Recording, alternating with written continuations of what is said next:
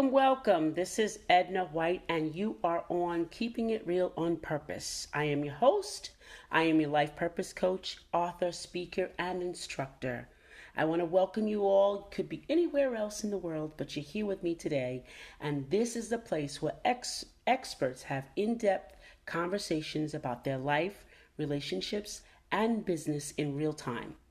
Real talk about real life on purpose, about successes, failures, issues, and insight to a better life. Today on the show, we're excited to have Linwood Jackson Jr., who is an author, a philosopher, and poet. Welcome to Keeping It Real, Linwood.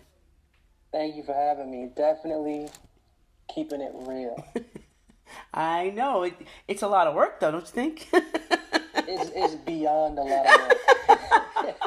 It's beyond it. I'm telling you, every fiber of you has to really keep it real. Like, you really have to. I remember when I first started this journey and, coming out of, I guess, not being real. Let me just say that. You know how traumas in your life kind of get you in a place, Yeah. And, I had to literally pull my tongue out my mouth in front of people and bite it so I wouldn't lie, because you're inclined to make up things as you go along because you don't want to hurt anybody's feelings. You don't want to hurt yourself. You don't know what to do. All this stuff is going through your head, and it's a real struggle sometimes. It really is. You keeping it real. You deliberately unreal. You saving it real. Yeah. It's just too much, I'm telling you. But I like the fact that you're into, and I like what you, for justification, and it says mental health and personal spiritual growth. You put the two words together. Yeah. I like that. I just love it. And could you tell us about the justification and then go to the personal spiritual growth together? I like that. Yeah. As human beings, we're definitely more than human. Oh, absolutely. And so it's really not, at least I found it in my experience, it's not fulfilling enough to say, I need to love myself. I need to know me better. Mm-hmm. I can change myself better.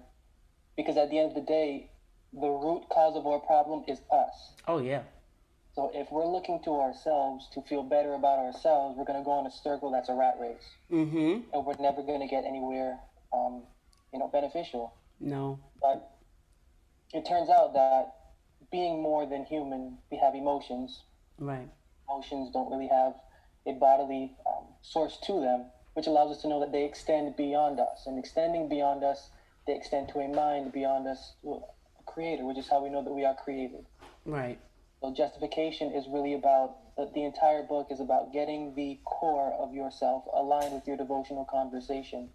Not necessarily traditional or denominational, right? But understanding that track of field where you know where you are, and then bringing that experience and that wisdom to the human being, so that then our human being has a counselor. It has an educator, and that educator is our essence. The essence that we've taken through that long track and field of getting to know it and it getting to know us, and then the marriage of that essence to our human being. That's really where the human and spiritual or devotional growth and development comes in, because human being can't do it for human being. No, not at all. Spiritual can't do it for spiritual. Human being plus spiritual is the core of our essence as a human being. Being, that's what really makes us real. Right. So that's the core of what this book is. It's allowing your faith and your belief to understand that it has a character of its own, has a mind of its own, has thoughts and has feelings of its own, and if we could take responsibility for that faith that we have, not again traditional or denominational, that genuine influence that we have to know a creator, to know a living God, if we can get that and train that and develop that, that allows us to get a center of who we are, and that can bring us to a more wholesome, industrial or innovative approach to living, to routine, to diet, to habit, and things of that nature. Yeah. And I'm glad that you said that it's not religious or anything like that. It's no devotion outside of yourself. Because so many times we hear the word faith, and all of a sudden we say, "Oh, that means the religion that we're in." That's what that means. And it's funny that you're on today, because I think the universe is kind of sending me all this great stuff. I spoke with someone else who's is a philosopher, and we're talking about God and how we feel about it. I think I learned more about God out of the religious sector than I did in the religious sector. Yeah. So tell us how that the human growth kind of works together with that spirit, and define what spirit looks. What we define what spirit does not looks like, but define what spirit is, so we can get a clearer vision of it. This is actually a subject that I cover. I'm connected to a television program on a network based out of Atlanta, Georgia, called Preach the Word Network. Okay. So I have a show called Justification on this TV network. Okay. And this show actually breaks down that entire question. Okay. So this term justification, it's in the denominational traditional scope. Mm-hmm. There's a justifying from a particular individual, a particular figure, or a particular personage, and it is our confidence on this personage or figure that allows that term justification to make sense for us. Okay.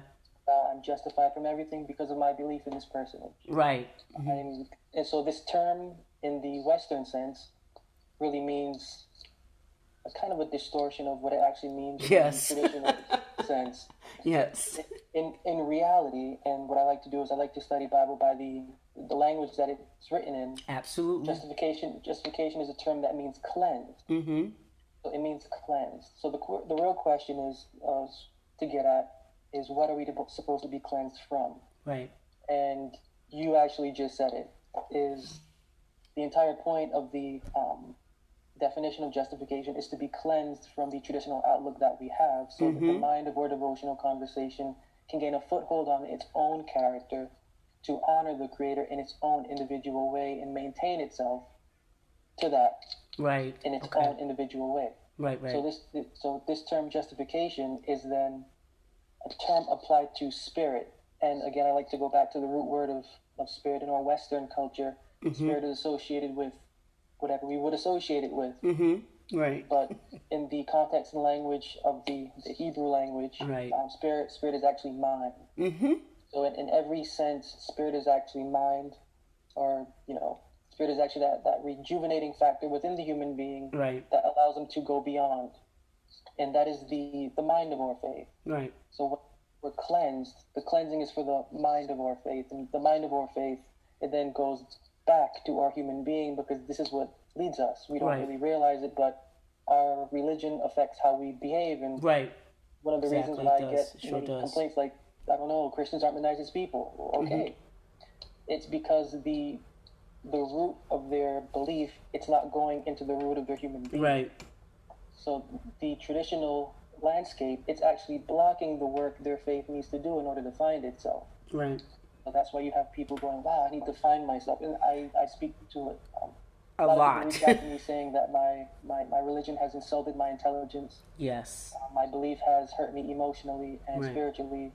And this is not just religious people, this is also irreligious people. Oh, yeah, absolutely. And so the whole, their conflict is that religion has hurt them, religion has misled them, religion has deceived them, but they're not really seeing it. It's my goal and my right. joy to let them see that while they're hating or their experience or their past experience, they're missing their faith's genuine heart. Exactly. If you can feed your faith's genuine heart, mm-hmm. you will receive a new vision of how you should be operating. That past experience will not be as bad as it will. You'll see that it was for a growing process, a period. Mm-hmm. You need to go through that to get to where you are now in a mature way. And once that vision, and then you can envision how you should be relating to your Creator. Right. Okay. That then allows you to take responsibility for your human being, because now you're seeing, wow, I'm not just this physical thing. I'm not just this natural. I'm not just sentient in a natural sense.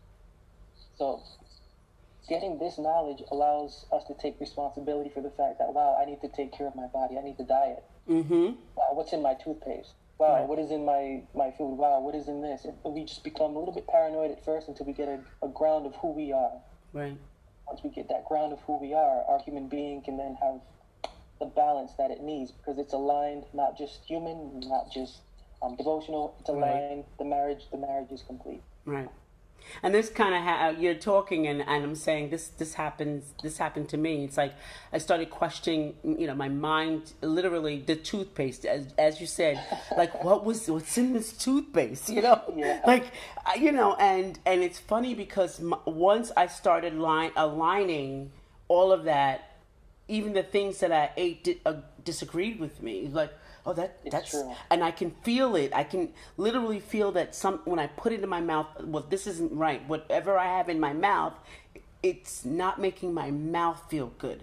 And it's funny how it's perfect the way you're saying this. This is perfect. Like, I experienced it. I didn't know what it was. Yeah, I didn't know what it was. I knew that I was on the right track as far as my life, my life and aligning myself spiritually. But I definitely feel the difference, even with soaps, just using it's like, wait, I don't think this feels good. Even with clothing, it's like, oh, I don't think this feels good. And I throw it away. Yep.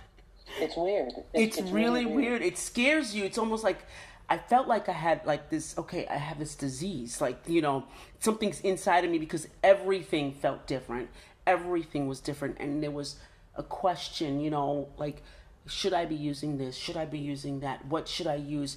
And I spend, oh goodness, I don't even want to tell you how long I spend in the store reading labels.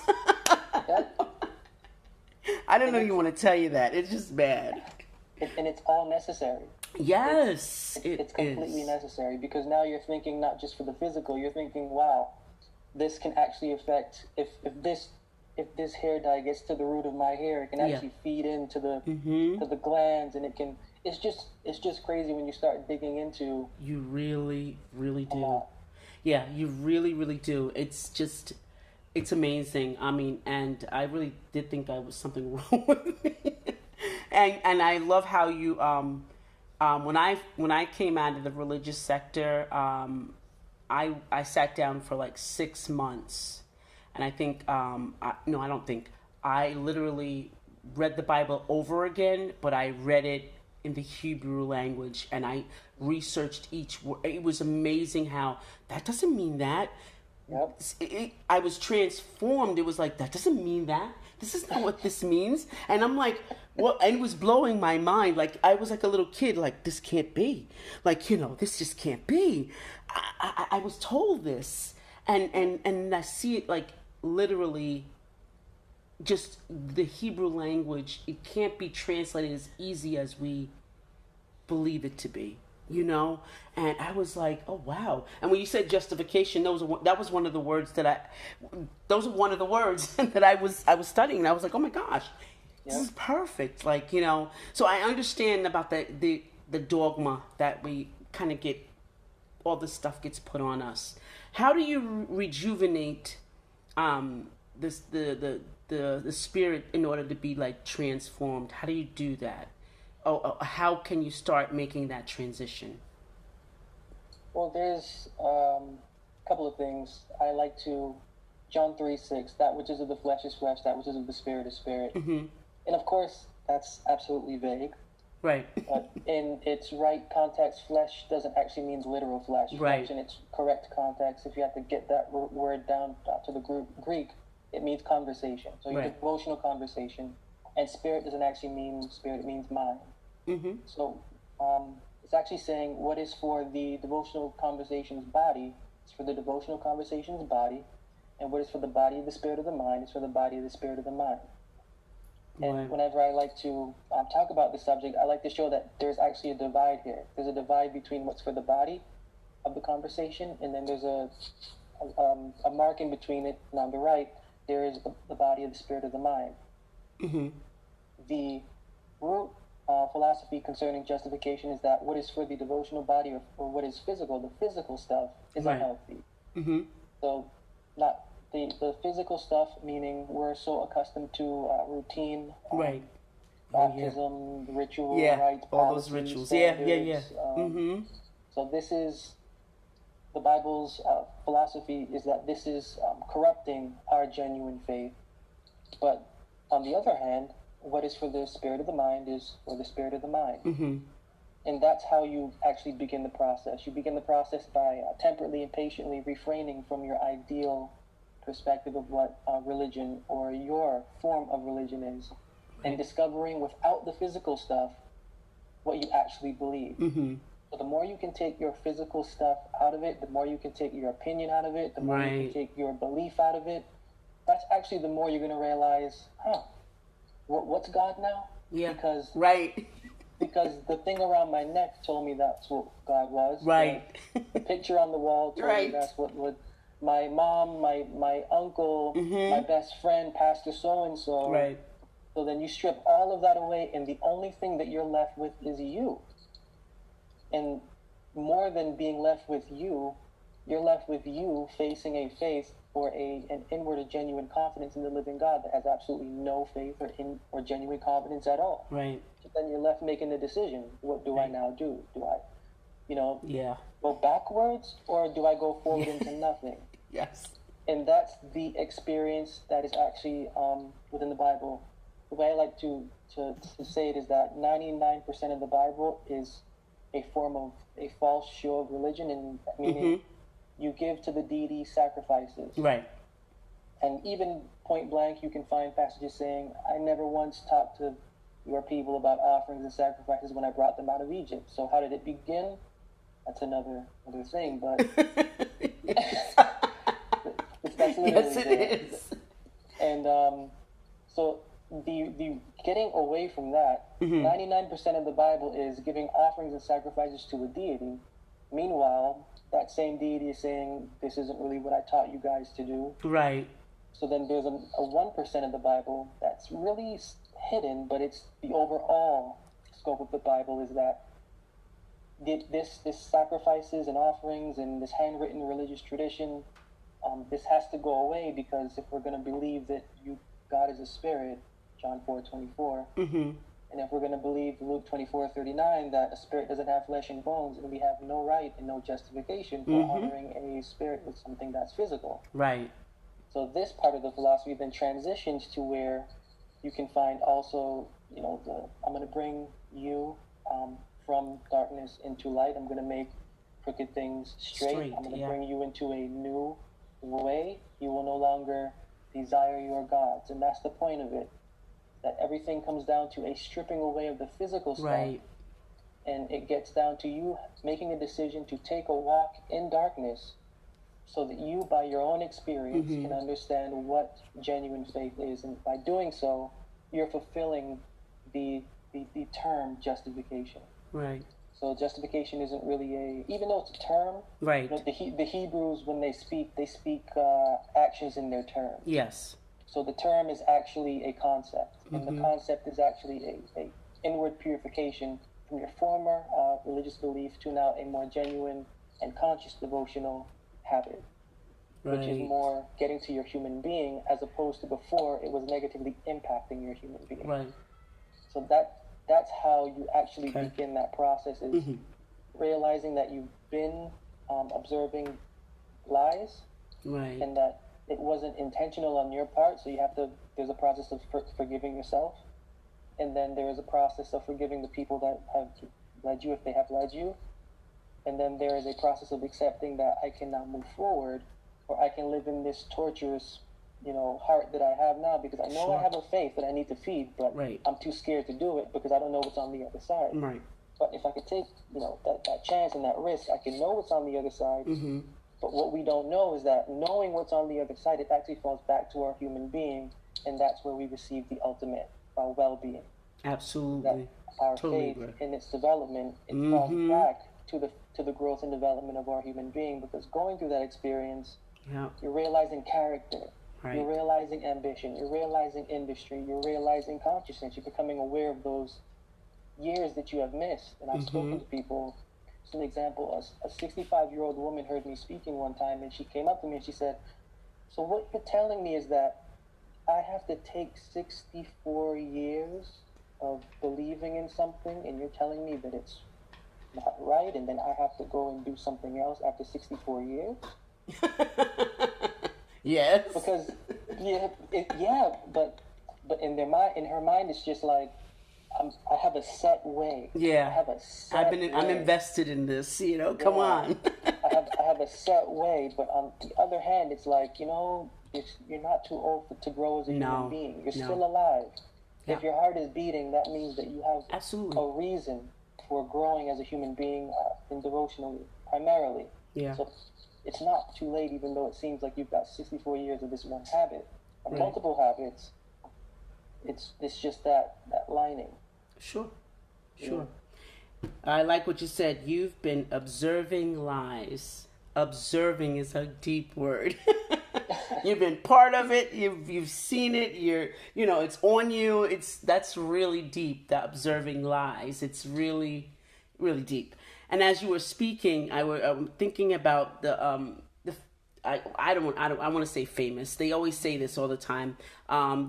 Be renewed in the spirit of your mind. Yeah, can you kind of like examine that and share that, because that is like the epitome of some of the religious sectors. Be renewed in the spirit of your mind.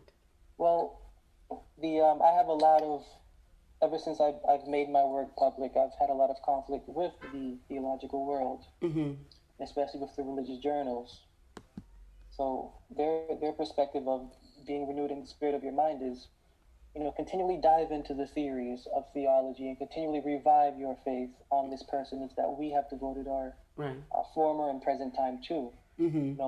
Renew your belief on this figure and everything that is surrounding it, so that then, you can have a more confident contribution to what we are doing and a more confident contribution to your own belief. Right. But, what they really don't quote is the verse before it. Literally. Right. I was going to say, they forget that part, but go ahead. I'm excited. Go ahead. And the verse before it actually says, so put off your former conversation, the old man, which is deceitful. Mm-hmm. Then it says, be renewed in the spirit of your mind. Right. Then it says, and put on the new man, which is created. So those three verses are the underlying factor for the movement that the Bible is actually calling for. It is that our former conversation, our former devotional habit, our former religious custom, you need to get rid of that. Right. And it's not necessarily that you need to get rid of it. Right. Because it says, put off your former conversation, the old man. So there's nothing wrong with your genuine belief, the way you feel. Genuine, there's nothing wrong with your confidence. Your confidence is beautiful. What really needs to be put off is that old man. And in proper language, that old man is an old mind or an old approach. It's an old approach to how we would honor something that we cannot see. And the old approach to honoring what we cannot see is through doing what we can see, which is eat this wafer and drink this, put this on your forehead, dip in this water. Right. Chant these things over and over again. Hold these beads as you pray. Yeah, right. This is the old approach. Right. This is no longer valid. Right. And because it's no longer valid, then be renewed in the spirit of your mind. And the brother to this text is Romans chapter 12 and verse 2, where it says, be transformed by the renewing of your mind, that you may know what is that good and perfect will of the living God. So when it's saying be renewed in the spirit of your mind, it's actually saying be renewed by doing the will of the living God. And that just leads into another question of what is that will? I was just about to say that. And the will of the living God is actually the transformation of the devotional mind, which goes back to put off the former conversation, the old man, and put on a new mind. And that new mind is an approach where it is, as it says in Romans 12 and verse 2, you are proving. So if you're proving, that has a lot of mental activity attached to it. Right. And along with that mental activity, that is more of that mental translates to a bodily movement. So what you're taking in mentally from your own independent and private studies, begin to live that. Right. And this is actually a proverb: keep my commandments and live. And this is where, the Bible is a book of contradictions, because you have, on one hand, I have given you these statutes, commandments, laws for you to do them. But then on the other hand, you have the proverb saying, keep my commandments and live. So there's no instruction after and live. And live, right. So there's no keep this, keep that. And there's no, this is my commandment, that is my commandment, that is not. It's just keep my commandments and live on the one hand. And on the other hand, these are the commandments, and I've given them to you. Live them and do them. This is your righteousness.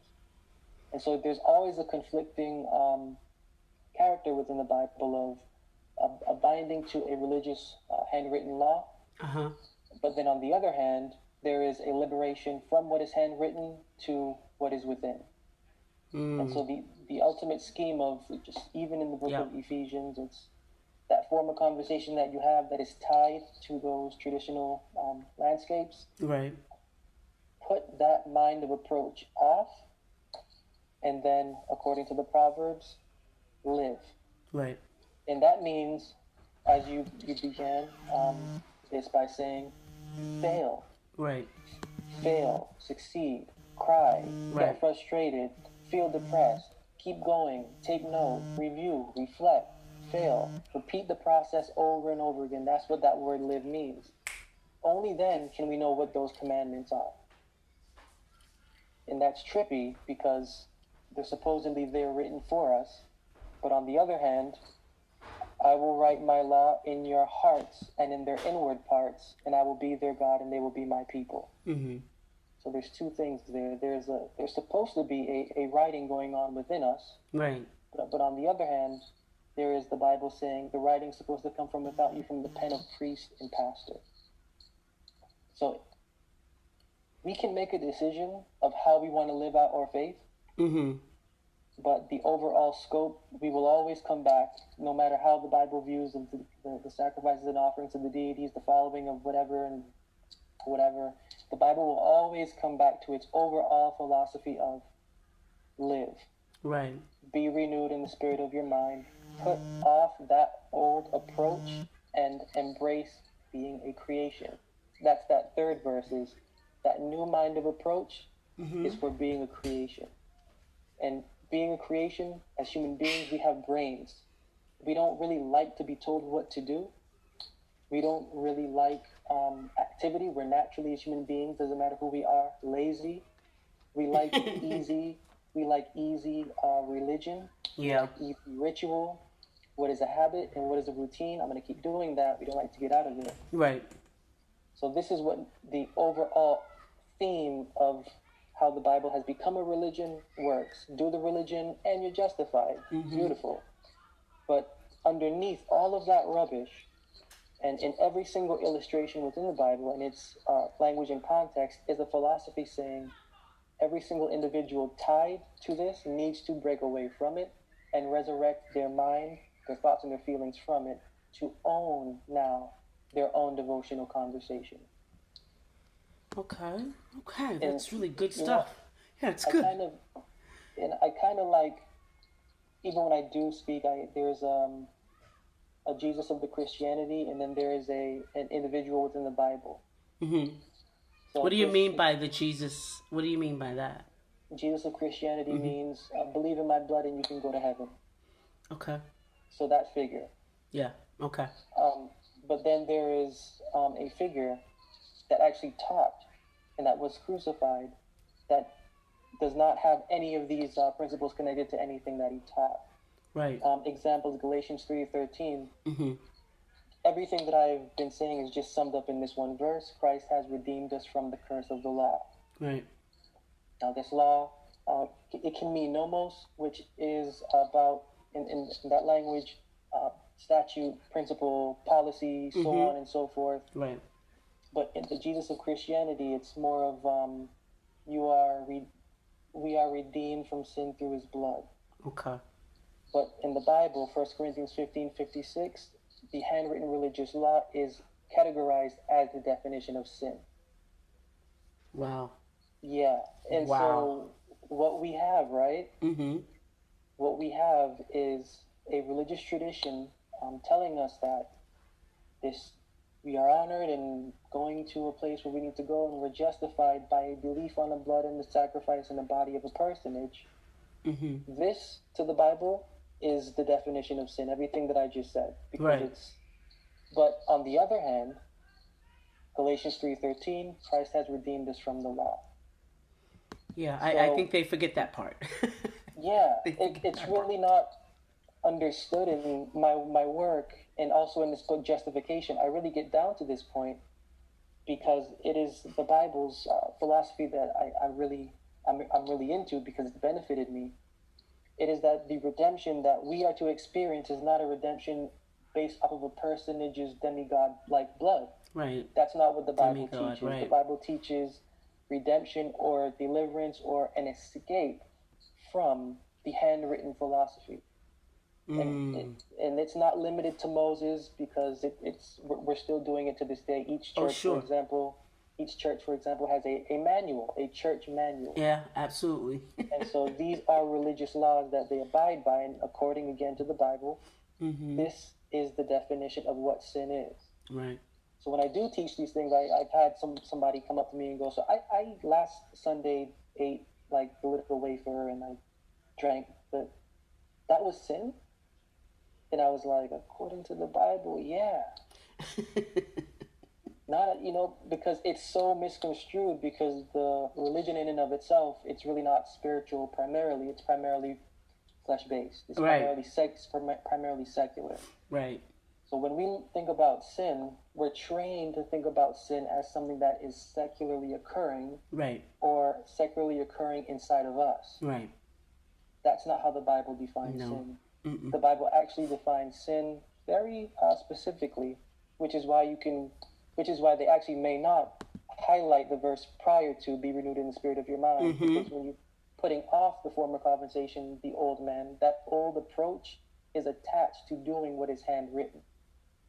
So when you can put off what is handwritten, that old approach, then you have the opportunity to be renewed in the spirit of your faith's mind, and understand that there is a liberation from this for the purpose of you gaining knowledge of who you are, your experience, the living God, your connection, and your purpose in this life, as opposed to your purpose being the fulfillment of commandments and deeds. Right. Yeah. So what do you think about, and you talked about religion and all that. What do you think about Christianity being the religion? What do you think about that? What is your? I want to just hear what you have to say about that. I really do. I'll put it like this. Okay. Take this bread. This is my body, which is broken for you. Take this cup, which is the same. This is the blood of the New Testament. Okay. And then we have in the book of 1 Corinthians and the 2 Corinthians, Paul reiterating this, he said, meaning do this every time in remembrance of me. Right. So what we have in the Bible is a figure that the Christian religion is built around, forwarding what the Bible defines as sin, meaning a religious law. So you have an individual creating or initiating something that he was supposedly died to get rid of. Right. And that's sort of the way that I see the Christian religion, is that it is forwarding what the Bible is actually saying we as human beings and as devotional beings should actually pay no mind to. Right. And its central figure is being marketed for that very purpose. Right. So it's actually undermining the Bible, not saying that it comes from the Bible. Right. Yeah, I like the word marketing that you're saying there. Marketing. Yeah. I like that because it opens another subject, but I like the word marketing because it is exactly that. And it brings all these other things that we have to almost have a religious rite. And I said this the other day to someone. I said, you do all those religious rites. I've done them in the past. And I said, but where does it get you? Yeah. How far are you to where or you're thinking it is, and you don't really know it's there. So you like it's like this whole menagerie of like you're not really certain. So it's just like you said, you have to go back to yourself now and kind of get answer those questions and like leap off the cliff and say, hey, I don't know what's coming, but I'm going to try to live. Let me do that. And kind of take that leap of faith. And do that. And that's how you know that a creator actually exists, because then you get to realize I'm a creation. Right.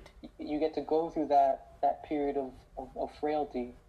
And right. Then by doing that, you can actually understand that there's something beyond you at work, here. Right. And something else that attached to that I like to bring up is 1 Corinthians 10:29. The second portion of that, Paul is saying, why is my liberty judged of another man's conscience? Yep. And the whole, what he's saying in this chapter and the ones before is that the Corinthian ministers were mixing philosophies with philosophies that had nothing to do with what Paul was teaching. Mm-hmm.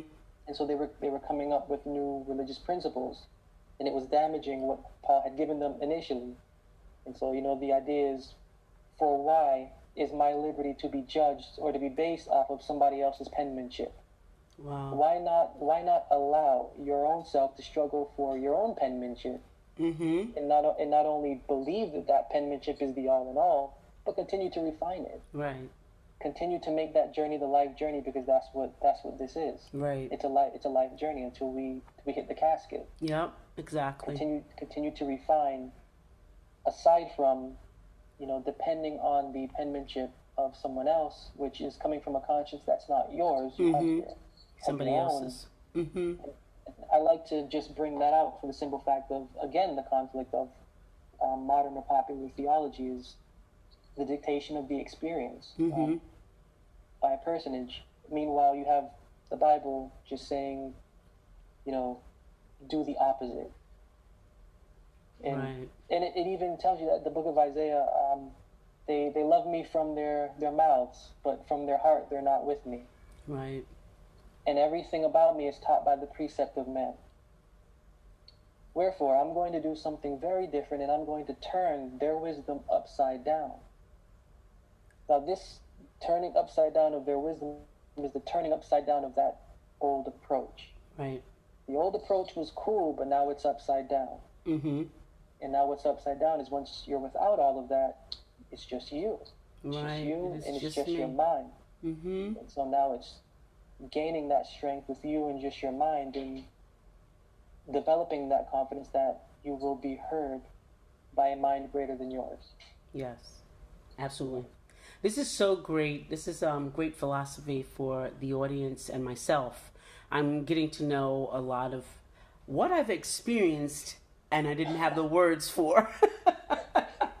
If that makes sense. What I have experienced and I never had the words for, and you articulated everything that I felt, that I've gone through, and I now know what it is.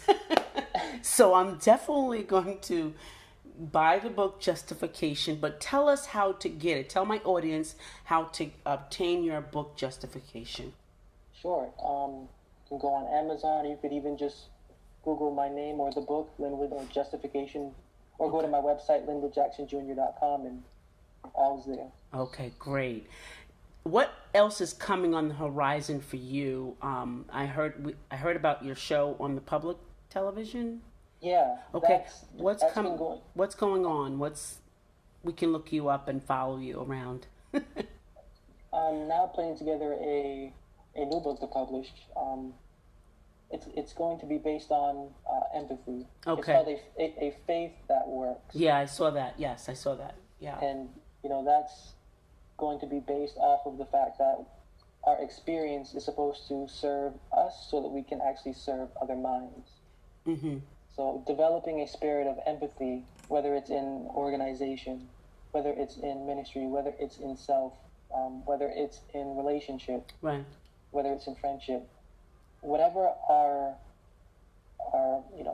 communion with the living God is, the result of that in its demonstration is supposed to be empathic. Right. and empathic to the point of extending into the universe of benevolence. Mm-hmm. And the result of that benevolence and the benevolent effect that we have from studying these things and from going into that darkness, it's supposed to allow us to grow comfortable with the fact that others may not know who they are. Right. And with us now being conscious that they may not know who they are, we can then develop, empathy towards what they may be going through. What they're going through, right. And it's that experience that becomes centralized in the cultivation of faith that can help us connect with one another intricately and better, and that's just literally what the entire book is about. Okay, great. Well, we're going to look for you on those platforms, and we're going to look forward to getting your book.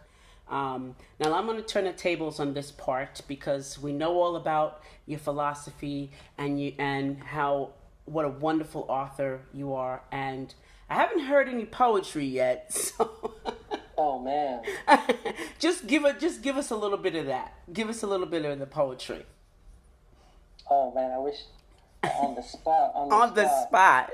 Jeez, okay. Here it comes. Okay. Most of my poetry is about the marriage between a human being and their devotional character. Okay. Or the heart and the mind. So, for wherefore then are we together? Is it for love? Is it for fighting? Is it for union?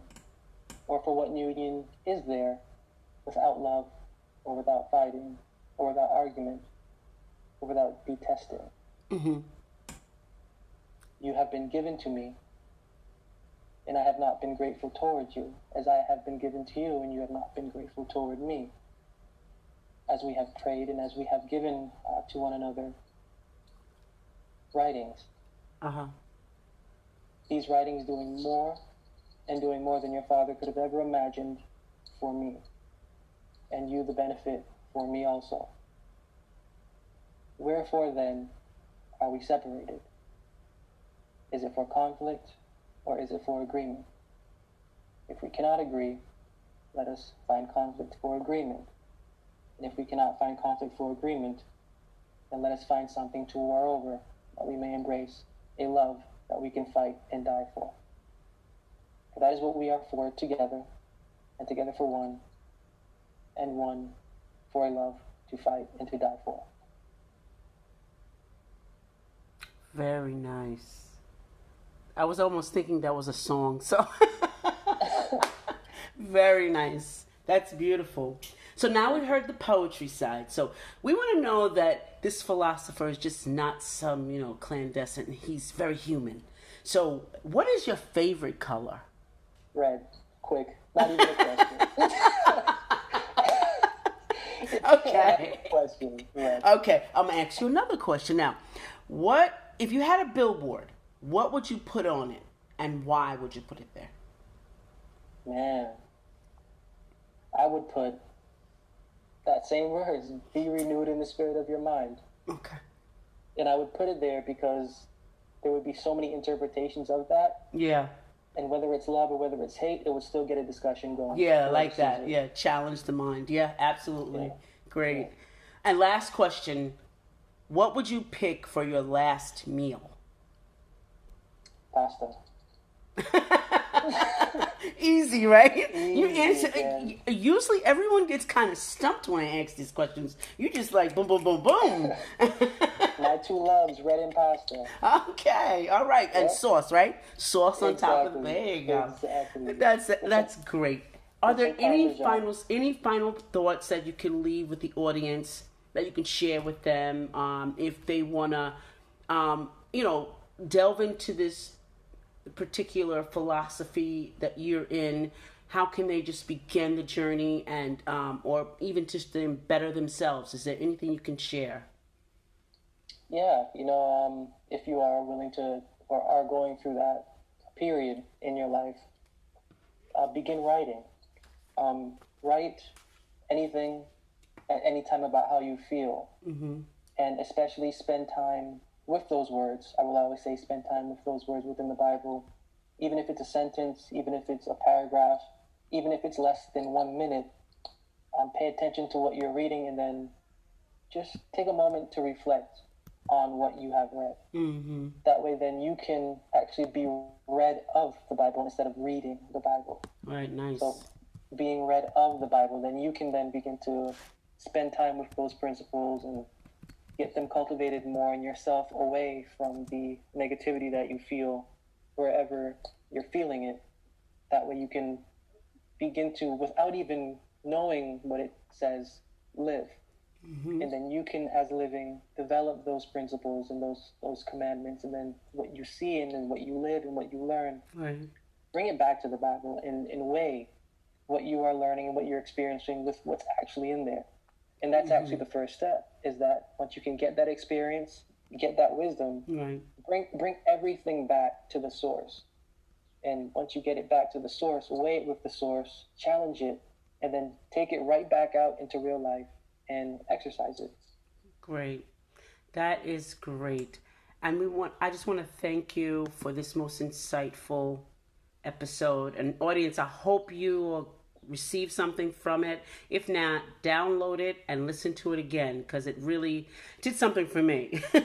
It really solidified a lot of things for me. And we want to thank you for being on the show. And this brings us to the end. Thank you for listening. If you enjoyed the episode and you'd like to help support the podcast, please share it with others, post it about on social media, leave us a rating or a review. And remember, you can always press the button and leave a question for our guest today, Linwood, and you can leave a message for him, and I can surely pass it along. And to catch me, you can find me on Instagram, Twitter, and Facebook at 𝐂𝐿 Coaching. Thanks again for being here. And this is Edna White and my guest, Linwood, saying bye for now.